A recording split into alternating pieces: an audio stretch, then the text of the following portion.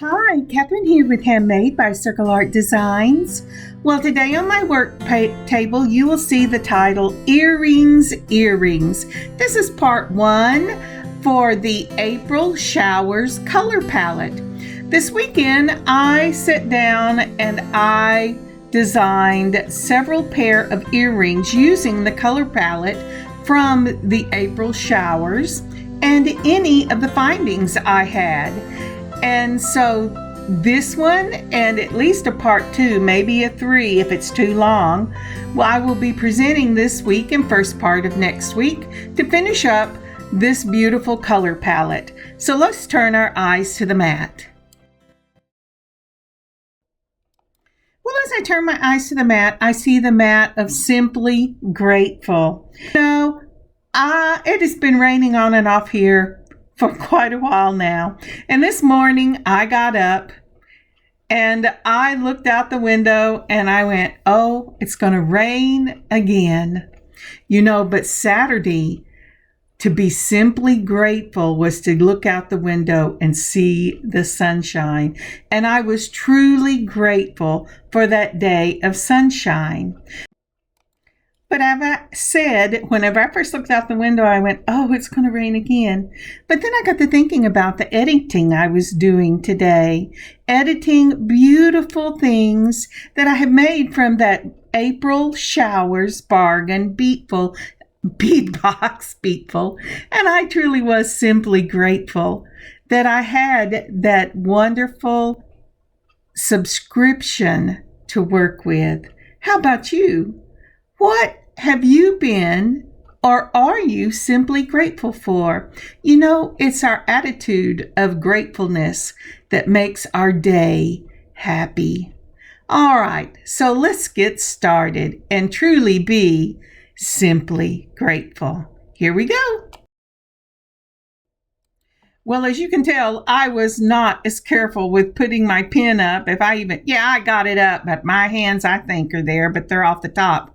These are those carved shell clouds that came in that April Bargain bead box, and they are so pretty. And I can't tell that there is a right and wrong with these, so I am not going to wrap them like I would a charm to face forward. What I'm going to do is I'm going to let these spin, and I think that'll make them catch the light a little more.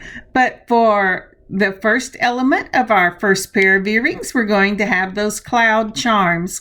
Now, any cloud charm will work. Sure, any large bead will work for these. But using the color palette I have, that's what we're going to do.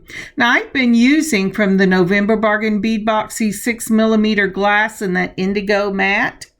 And I'm going to go ahead and put this on the palette because other things that I have made from this bargain bead box are also from that palette.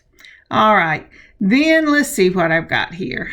Next up are the 6x5 by 3mm 5-petal bead caps, and I will be using these on some of the earrings. I'm going ahead and putting everything out that I'm going to use, or almost everything that is, and then we're going to use the crystal faceted teardrops, and I will be using these. And if you look on the mat, I also have that beautiful sea glass faceted rondelles sitting out there that are from the bargain bead box.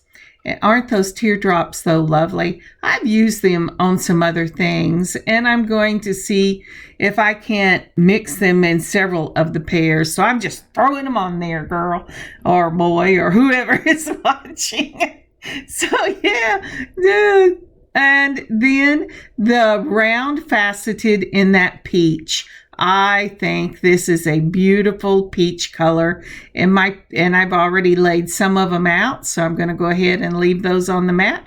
I can tell you already, I am going to need more of those. Now, I put these little hooks that I made myself out. I thought I would make a very large beaded dangle at the end, but I chose not to because, to be real honest, I made a sample and I didn't like the way it bunched together. So now I have also pulled those crystals in the silver lined crystals, and this is a 10-0, and I picked these up from, I believe, Hobby Lobby. Hobby Lobby is the one that instead of having 11 O's and 8 O's on all of their things, usually they're larger packets, they come with slightly off beads. We're also going to need some of the silver head pins, and I can tell you for this earring, you will also need 2 of your silver eye pins. So let's go ahead and start. We're going to put on one of those seed beads in the crystal, that 11-0 or 10-0 crystal. Then we're putting on a teardrop, and then we're putting on that seed glass opal AB. And I think those are pretty. And if you've been following me, you know that we have used these in quite a few, and they're really gorgeous for this piece. And let's see, what did I decide? I decided to take that off. And I went ahead and put on the peach. Actually, what I was putting on first, I was out of sequence because it's for the next earring. All right, so it's an 11-0, then a teardrop, then a peach, and then the 11-0s.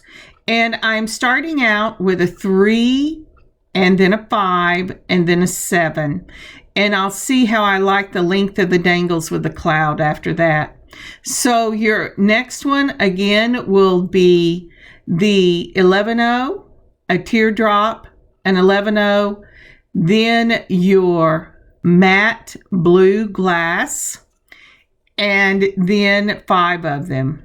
So now I have done 2 more, and I'm counting them off so that you can tell how many I put on there.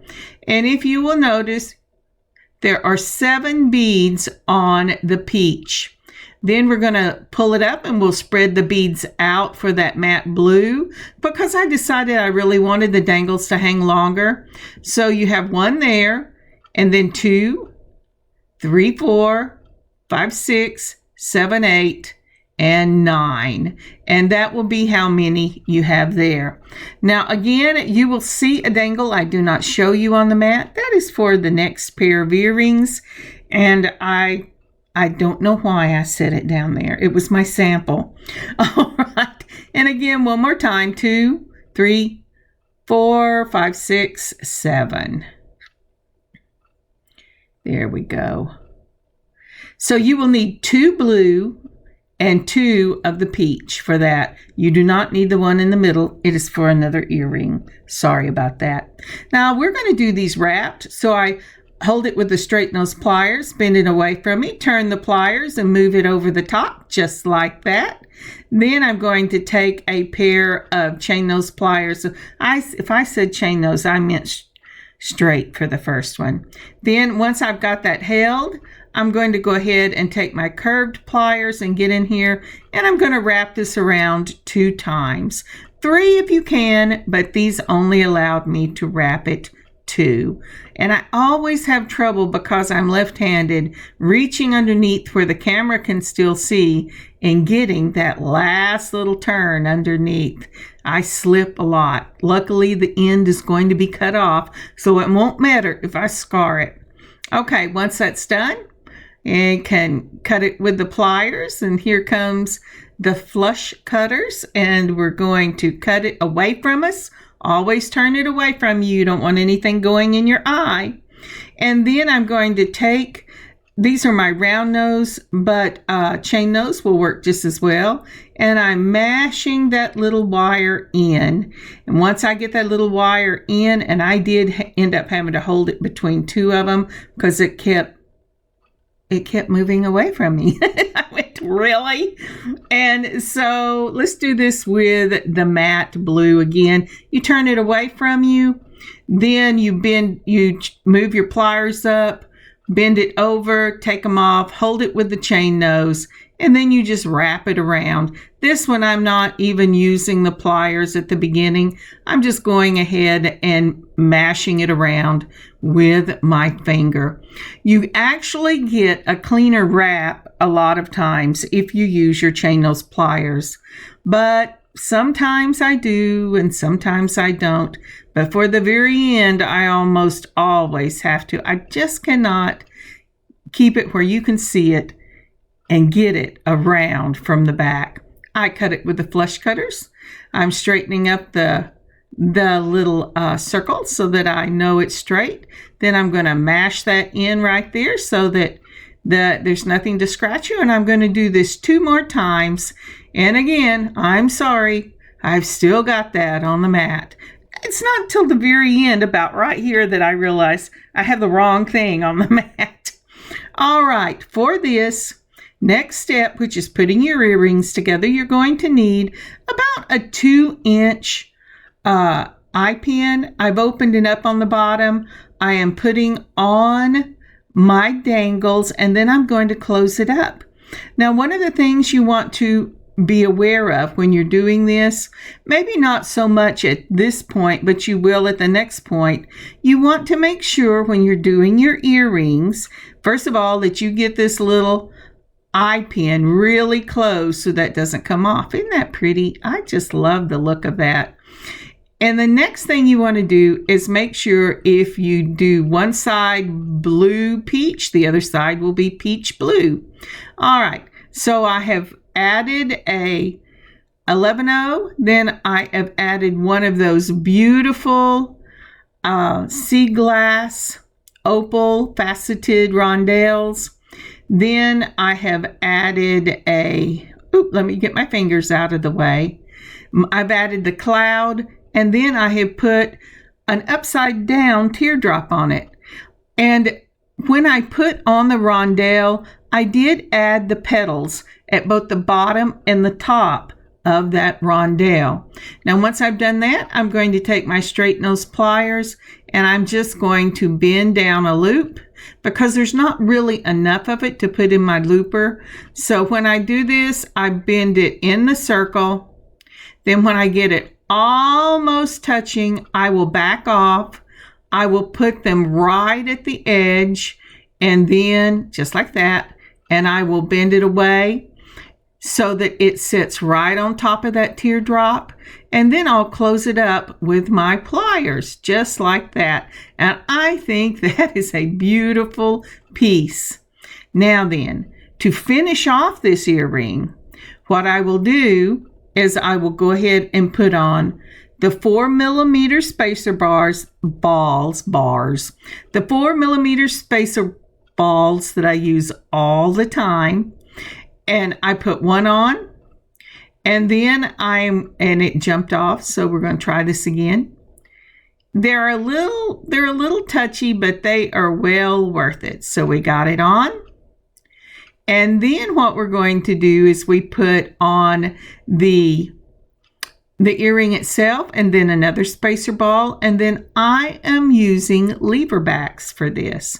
I'm going to hold that jump ring between 2 of my pliers, and I'm going to close one side, holding the other side still. And you want to make sure that they don't sit under each other or on the top of each other, but feel on the top and make sure that it's nice and smooth. And if it is, this jump ring is closed. Now, isn't that a beautiful, beautiful earring? I just love this earring. All right, now, let's see here.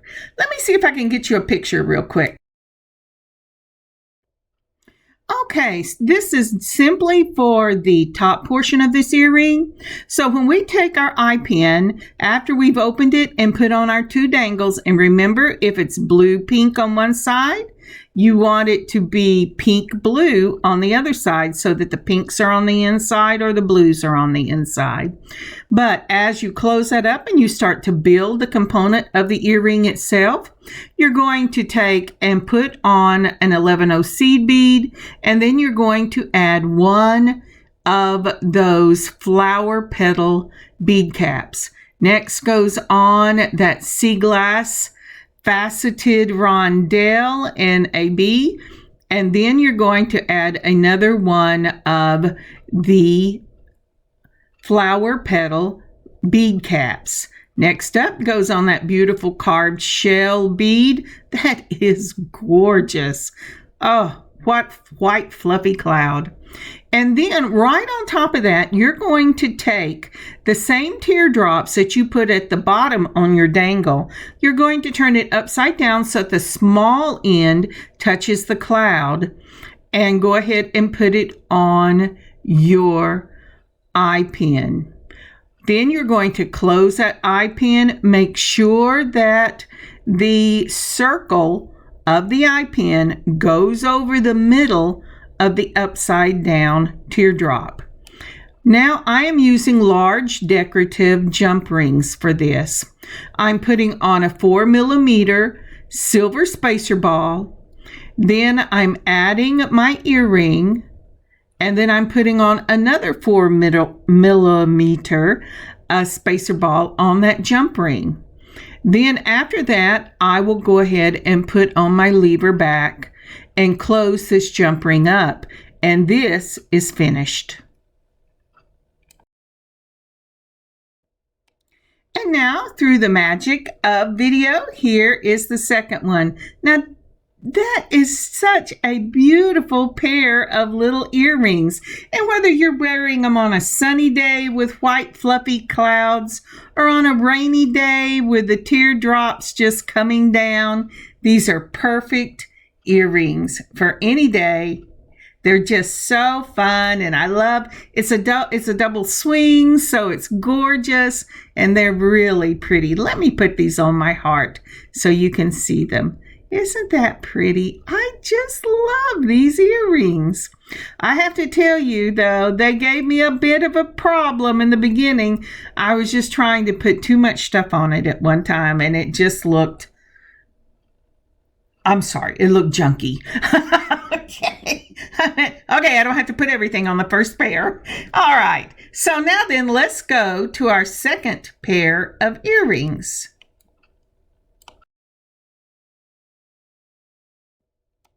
My little daughter is at work, and I have her little dog, and he's making snuffling noises. All right. So we need head pins for this one. We're going to use that sea glass and that beautiful faceted rondelle. We're going to go ahead and use the same teardrops and these petal bead caps that we used in the previous ones.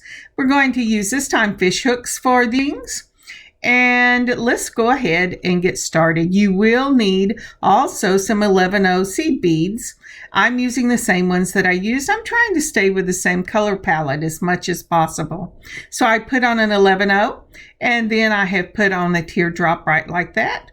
Then I'm going to go ahead and put on one of the flower petals, and it is going to hug this beautiful sea glass, and it really looks kind of like milk glass. It's gorgeous.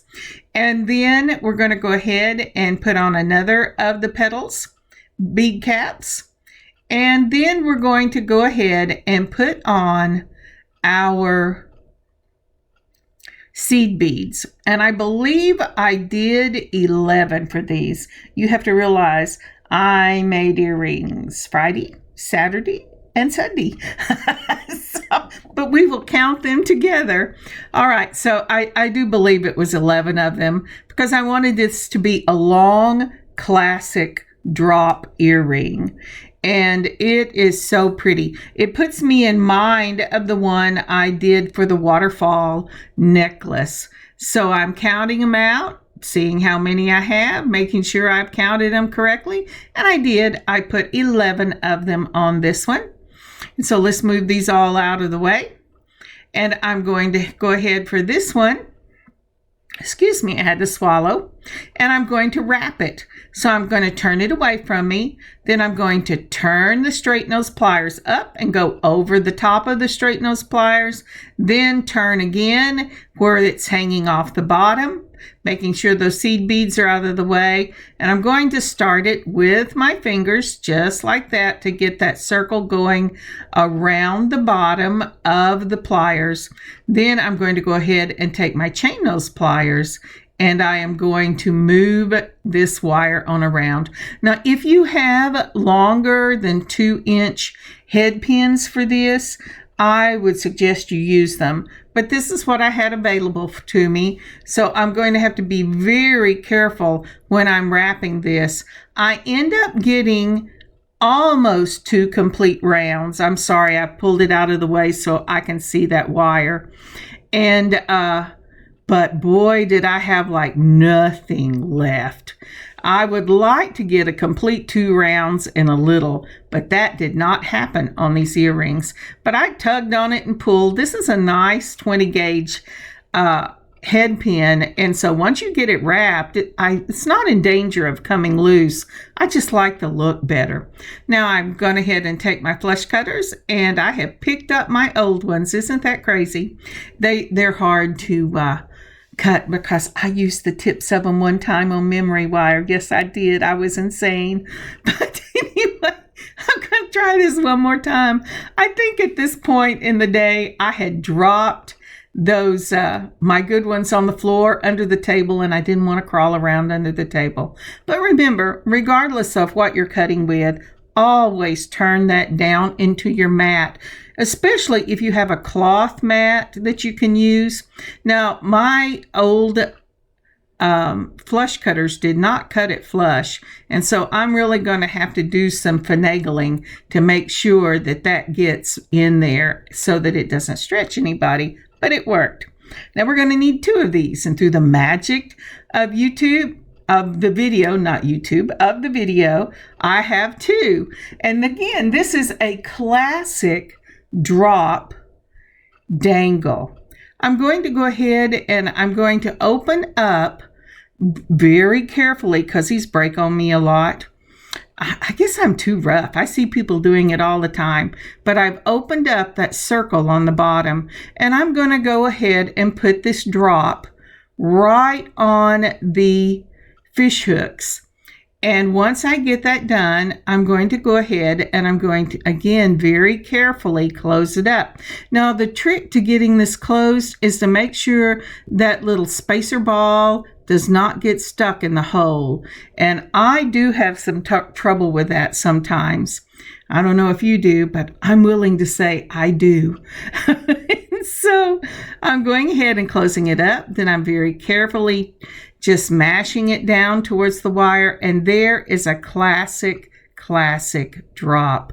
These are very easy earrings, and the beauty of these earrings is that they have such a classic beauty to them. They look elegant on, but you can dress them down by what you decide to use as the drop. I have dressed these up because I wanted that beautiful crystal look on these, but whenever I did them on the matching earrings for the waterfall, it was beautiful. It was kind of dressy. I could wear it anywhere, but still it had a very different look. So it depends on what you use to cover your wires. I guess you don't even have to cover your wires, but I like to cover the wire. And what you use is the drop itself. Now, aren't these pretty? I just love them. Gorgeous. So look around in your own stash and see what you could make that would be a classic drop earring, whether you want it fun and flirty or very elegant. This is a great technique to know. And I've got them here on my heart.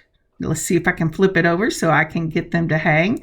Look how the light catches these. They are just gorgeous. And as of Friday, all of this was still in their shop. I would give it a look. So let's look at some pictures. Thank you so very much for joining me today on this beading adventure. I hope you've had fun. I hope you've learned some things and it's inspired you to look around and see what you have and to have an amazing beading adventure of your own. After all, this is what it's all about. I would love for you to look in my shop and buy things that I have made, but I want you to have the joy of making them yourself. As I said, our next video should be part 2 in this same series using the same palette. And I will see you next time. God bless you. God keep you safe. And may you have truly an amazing beading adventure of your own. Kathryn, Handmade by Circle Art Designs. Bye, y'all.